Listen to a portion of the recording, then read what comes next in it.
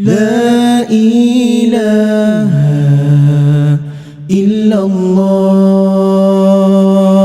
Bismillahirrahmanirrahim. Assalamualaikum warahmatullahi taala wabarakatuh. Baik, seterusnya kita akan belajar kitab ibadat pada bab yang kedua, dan bagi tajuk dalil disyariatkan ibadat. Yang mana ada kitab, kamu boleh buka kitab pada muka surat yang ke 2 kalau tak silap Ustaz. Jadi kamu buka kitab kamu tengok tajuk 1.2, dalil yang disyariatkan ibadat. Baik, apakah dia dalil? Siapa tahu dalil itu apa? Dalil itu adalah merupakan ayat Al-Quran yang diambil untuk pelajaran kita pada hari ini. Apa dia ayat Al-Quran tersebut? Apa yang Ustaz nak? Ustaz nak kamu ikut apa yang Ustaz sebut. Ikut satu-satu, walaupun kamu ada yang pandai, ada yang tak pandai, ada yang baru ngaji Iqra' 1, ada Iqra' 2, ada yang Iqra' 3, ada Iqra' 4, ada yang Iqra' 5, dan ada yang Al-Quran dan sebagainya. Jadi ikut Ustaz, kita akan baca secara perlahan-lahan. Baik. Tengok yang atas tu. Dalil disyariatkan ibadat. Tengok firman Allah Ta'ala. Baik, tengok pada ayat Quran tersebut, ikut saya baca. Wa ma khalaqtul jinna wal insa illa liya'budun. Sekali lagi. Wa ma khalaqtul jinna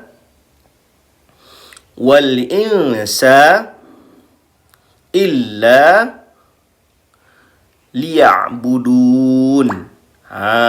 Kalau bacaan yang lancarnya begini. A'udzubillahi minasyaitonirrajim. Bismillahirrahmanirrahim.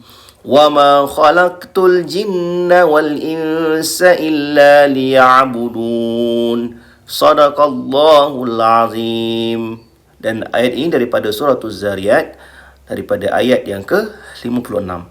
Baik, apakah artinya? Baik, ikut Ustaz. Artinya, dan ingatlah, aku tidak menciptakan jin dan manusia, melainkan untuk mereka menyembah dan beribadat kepadamu. Sekali lagi. Artinya, dan ingatlah,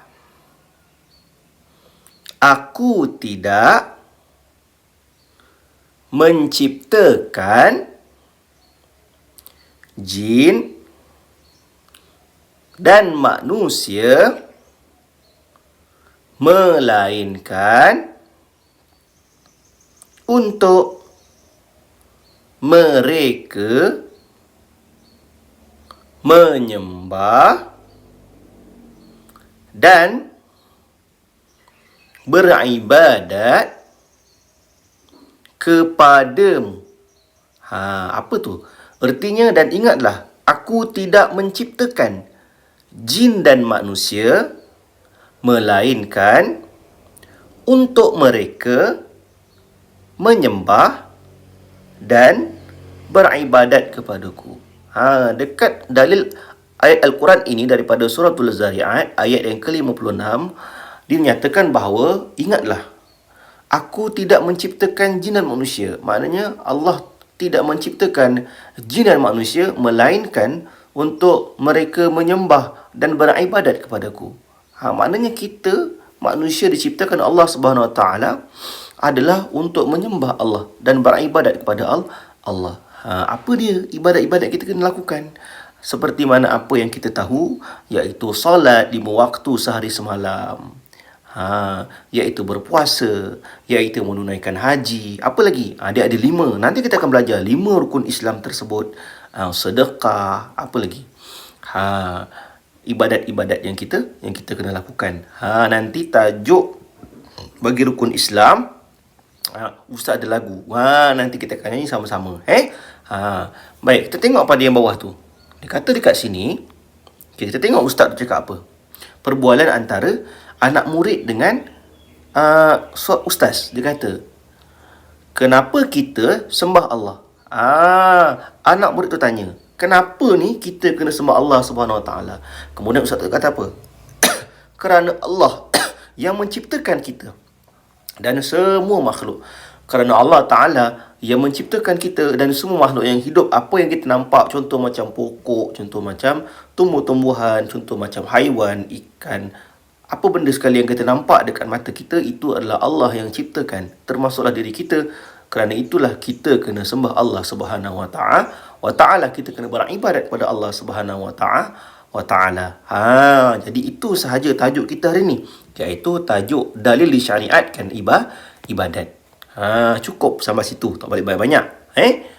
Jadi cukup sekadar awak faham bahawa kenapa kita kena beribadat. Ada dalil dalam Al-Quran menyatakan bahawa daripada suratul Zariyat ayat yang ke-56 menyatakan bahawa kita ni, ingatlah, kita diciptakan oleh Allah untuk menyembah dan beribadat kepada Allah. Faham? Jadi selepas ni, apa yang saya nak kamu buat, saya ada beri kamu latihan. Okey, tengok latihan yang pertama ni. Dekat sini disuruh warnakan dalil disyariatkan ibadat. Jadi Ustaz nak kamu warnakan dalil tersebut. Kemudian bawah tu tuliskan semula erti dalil tersebut. Jadi erti ni Ustaz dah buat dot tu, kamu tinggal ikut dia. Tapi ada beberapa huruf yang titiknya tidak cukup. Jadi saya nak kamu cari titiknya tu, letak 1 atau 2 titik. Tengok dalam kitab yang kita belajar tadi, ikut, kemudian letakkan titik dengan betul. Kemudian dan bawah ni adalah orang tengah mengaji ni, warnakan cantik-cantik. Itu sahaja tugasan kita pada hari ini. Assalamualaikum warahmatullahi taala wabarakatuh.